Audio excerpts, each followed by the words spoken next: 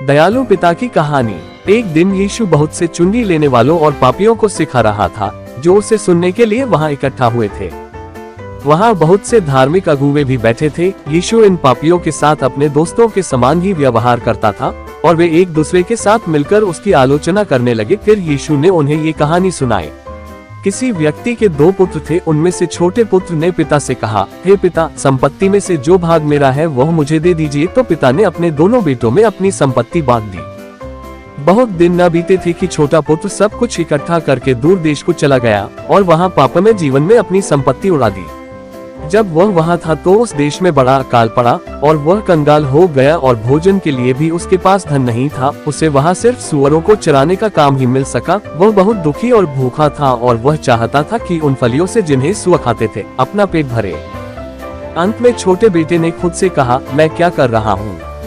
मेरे पिता के कितने ही मजदूरों को भोजन से अधिक रोटी मिलती है और मैं यहाँ भूखा मर रहा हूँ। मैं अब उठकर अपने पिता के पास जाऊंगा और उससे कहूंगा कि पिता मुझे अपने एक मजदूर के समान रख ले। तब वह उठकर अपने पिता के घर की ओर वापस चला। वह अभी दूर ही था कि उसके पिता ने उसे देखकर तरस खाया और दौड़कर उसे गले लगाया और बहुत चूमा। पुत्र ने उससे कहा, पिताजी, मैंने परमेश्वर के विरुद्ध में और तेरे विरुद्ध में भी पाप किया है और अब इस योग्य नहीं रहा कि तेरा पुत्र कहलाऊं।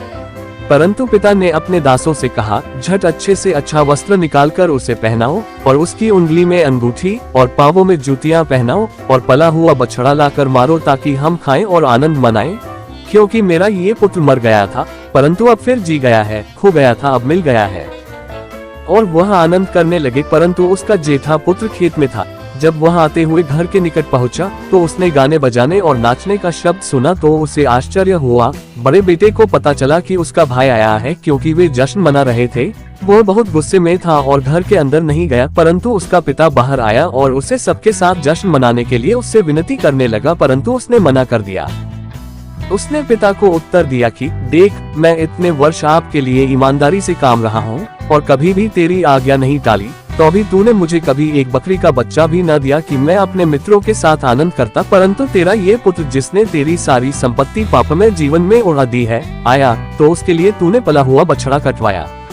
पिता ने उत्तर दिया, मेरे पुत्र, तू सर्वदा मेरे साथ है और जो कुछ मेरा है वह सब तेरा ही है। परंतु अब आनंद करना और मगन होना चाहिए, क्योंकि यह तेरा भाई मर गया था, फिर जी गया है, खो गया था, अब मिल गया है।